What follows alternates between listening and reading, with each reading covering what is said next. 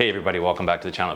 If you own a Fuji X-T3, it is now the time to update your firmware. So Fujifilm has just recently released update 4.10 for the X-T3. Now, Fuji notes on their website, this firmware incorporates a few fixes. It's not a major update, but what it does is it upgrades your display IP address in the setup menus. This is for different connection settings. So you'll notice this in the connection setting, your IP address information will now be displayed and added to this feature.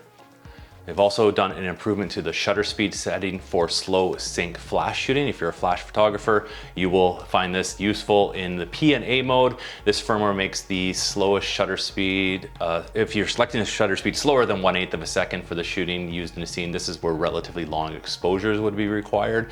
For example, flash shooting when it's a night view out in the background. In this case, the shutter speed setting, if it's set to auto, the shutter speed becomes a maximum of 4 seconds in P mode and a max 30 seconds in A mode. If you are a flash shooter, you will understand what all that means.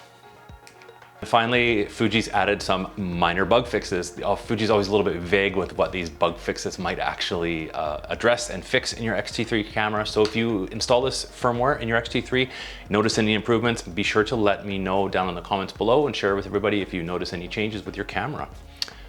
I will leave a link to the firmware update down below in the description of this video, but before you do download this firmware, make sure, before you want to install it, make sure that your camera battery is fully charged. Just like any other electronic devices, if your battery dies and you are in the middle of a firmware update, it can cause havoc with your camera and possibly stop it from working. So you want to make sure you have a fresh battery during your firmware updates. Now, in addition to your charged battery, you'll need an SD card. Ideally, format the memory card in the camera before you are loading this firmware update on the card.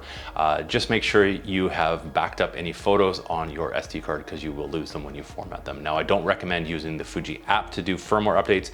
It's just too flaky. If you have watched this channel before, we did a video on the Fuji app and how unreliable it is. So you don't want to do your firmware updates via the app. Use an SD card. Now, once you've downloaded your firmware update, simply you want to insert this SD card into your camera. Turn on the camera while pressing the display back button. The camera will then prompt you if you want to update either the camera or the lens. We're updating the camera's firmware, so you would select camera, click OK to confirm, and the firmware update will begin automatically. Now, as soon as the camera firmware is updated, you'll be prompted to turn off the camera on your X-T3. It is now up to date and you have the latest firmware installed. You will want to probably format your memory card after that, just to make sure that the firmware is off that and you can start to take pictures again, and that takes that firmware update and save some space off your camera.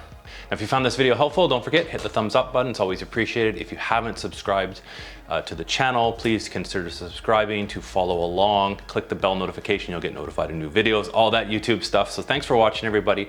Thanks to everybody that's subscribed, following along. Thanks again as well to the members of the channel. I will see you all in the next video. The day is looking like it's going to be okay, so I'm gonna try and get some pictures up and take some more pictures today and get outside.